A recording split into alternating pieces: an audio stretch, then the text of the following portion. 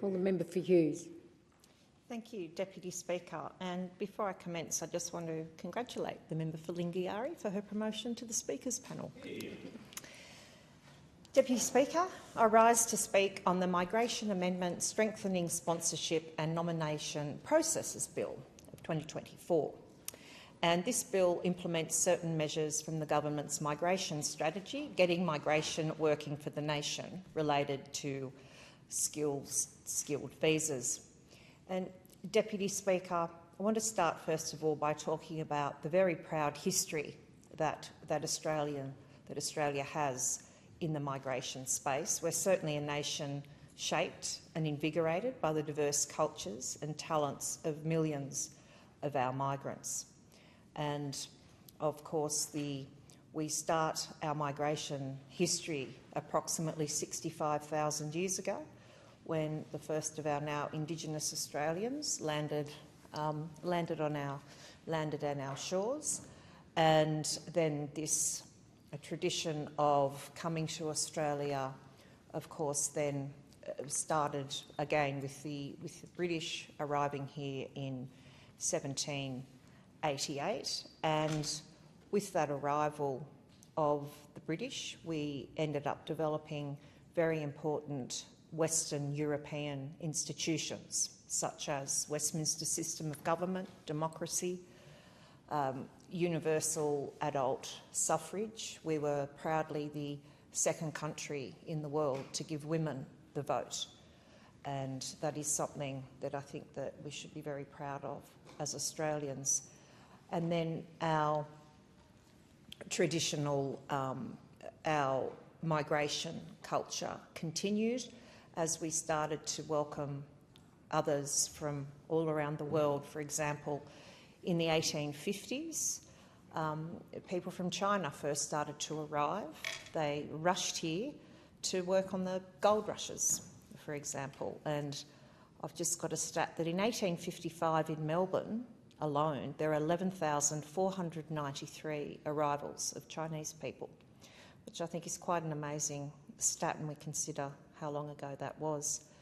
Then, of course, later on, towards the end of the 1800s, we had Afghanis arrive here, and with that arrival, of course, they brought the camel, which is now known as the ship of the desert. And then we again, of course, opened our doors to many Afghanis in the 1980s and 1990s, following the war, first of all, against the Soviet Union, and then the other wars of the 1990s. And in that decade alone, around 7,000 Afghanis landed in our shore. So we have, at the end of the day, become one of the most successful, I think the most successful multicultural nation in the world, and it has been built on the nature of people arriving in our country and having regard to their former heritage, but embracing the traditions of Australia and embracing the Australian way of life. And particularly at the end of World War II, we realised that we desperately needed a lot more skilled workers, and we took the opportunity with the dreadful decimation and devastation that had occurred in Europe, Western Europe and Eastern Europe throughout World War II, to welcome primarily Europeans to our shores. And then this tradition continued throughout the 1970s, 80s, 90s, as we then opened our doors to people from the Africas, from the Americas, from Asia, from Southeast Asia, from the South Pacific, and from essentially all around the world. So we have a very proud history of our immigrant story is a very proud one. It's essential to our story. And so we landed a position, Deputy Speaker, where today more than half of all Australians are either born overseas or have a parent born overseas. And in my electorate in Hughes, we have people who have come to Australia from all around the world. for me. I don't have the romantic immigrant story that so many of my colleagues can speak about. I am fourth generation Australian, so, but my great-grandparents, I'm told, did come here from England, Ireland, Scotland and other places. So, Deputy Speaker, our immigration system is important, and what we have seen under this government, unfortunately, under this Labor government, who pride themselves on being a party of the friendly to immigration and to immigrants generally, is a failure so far to have addressed the skill shortage problem that we have in Australia.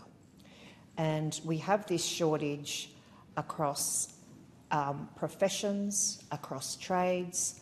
I have spoken about the shortage of GPs within my electorate.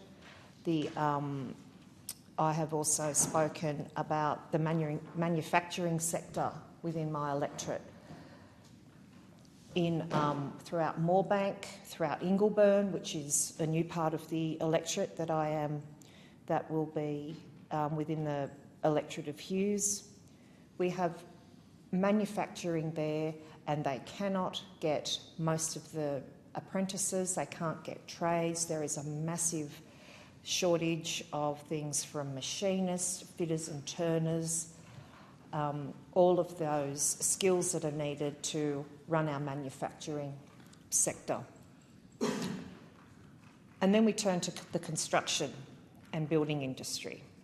And I have spoken in this place before about the chronic shortage that we have in areas such as building, electrical trades, the plumbing trades, the tiling trades, the roofers. And so I ask, why is it that this government is not putting more money into domestic trades, into encouraging those trades that are going to build the supposed 1.2 million homes that we hear the Minister for Housing is going to build? We will wait a long time, I suggest, to see that.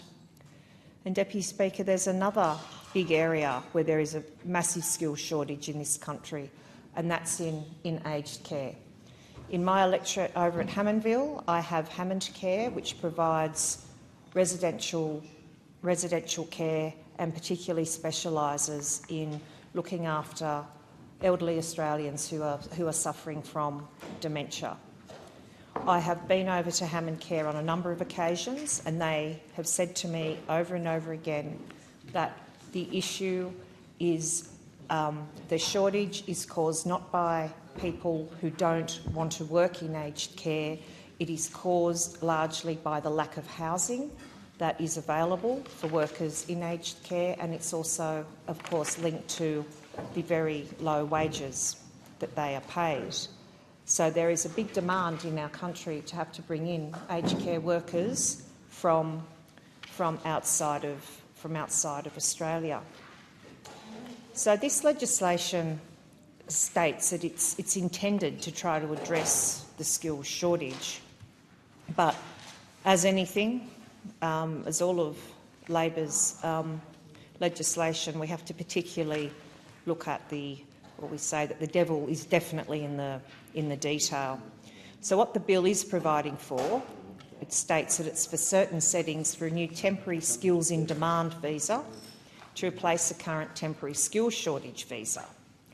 And the skills in demand visa is going to consist largely of three different streams. There's a specialist skills stream, and this will be for highly skilled workers earning over $135,000 per year. Interestingly, in that, there are no trades. The trades are excluded.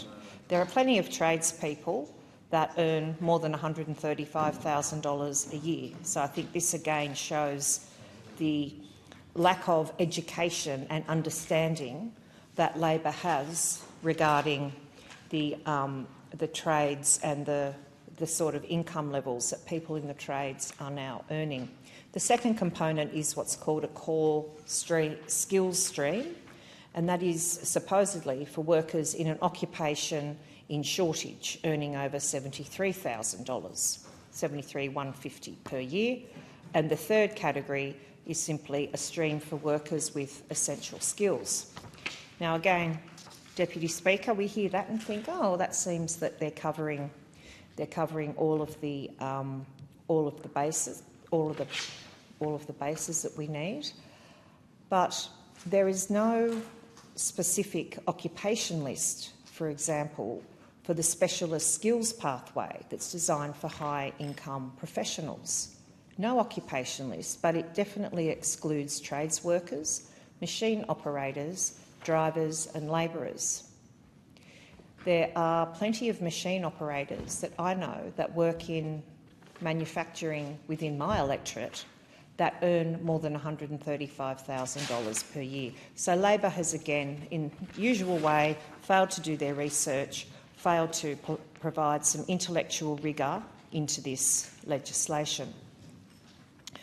And then we look at it includes a register, for example, of approved work sponsors.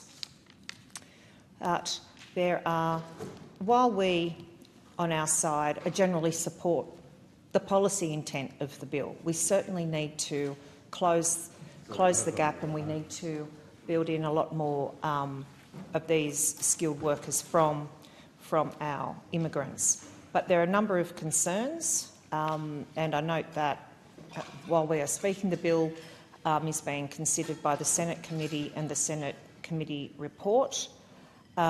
But some of those concerns is about how is the process to determine if an occupation is on the relevant skilled occupation list. The bill's silent on that. How quickly, for example, will the skilled occupation list be able to be changed to respond to changes in certain occupations? How will one list address geographic skills gaps, for example? And we heard beforehand the member for Riverina talk, for example, about his experience when he was Deputy Prime Minister about noticing that there was a big skills gap, for example, in mango pickers up in the Northern Territory. I think that's a very good example to show, well, how quickly will something like that be included onto the various lists? Also, how will the skilled occupation list cater for the different employment needs across regional areas, for example? This, again, is completely unknown. We also need to understand how well the Jobs and Skills Australia will function and respond to the needs of the employment market. And so that, again, is another gap, another silence within this legislation. And, of course, importantly, while we've been talking about the building and construction sector, what influence will the unions have on shaping the jobs that are listed on the skilled occupation list? For example, will we have the next reiteration of the CFMEU limiting the number of builders that are allowed to get a visa so that they can artificially prop up their exorbitant wage demands? Concerns were also raised through the Senate committee process about the minimum income thresholds, and I've raised that particularly with machinists, for example, and the threshold of $137,000. So, Deputy Speaker, while the intent of this legislation is sound, there are concerns with whether or not the intention of this legislation will, in fact, result in proper implementation, and whether it will, in fact, address the chronic skills shortage that is in our country. But we do need to fix our migration system. We have seen, since Labor has been in power for 2.5 years, an extraordinarily high number of immigrants coming into our country, and I have taken the time to certainly talk about the wonderful history and diversity that immigrants have brought to our country. But this government has brought in immigrants, first of all, a number of them without proper processes having been followed from war-torn countries, and I include Pakistan in that, people from people from Gaza as well. They did not follow the proper processes with those people, and so it is very important that this legislation is properly scrutinised and that it does address reforming the Migration Act and particularly addressing the skills shortage we have in Australia. Thank you, Deputy Speaker. Authorised anywhere, Liberal Party, Sutherland.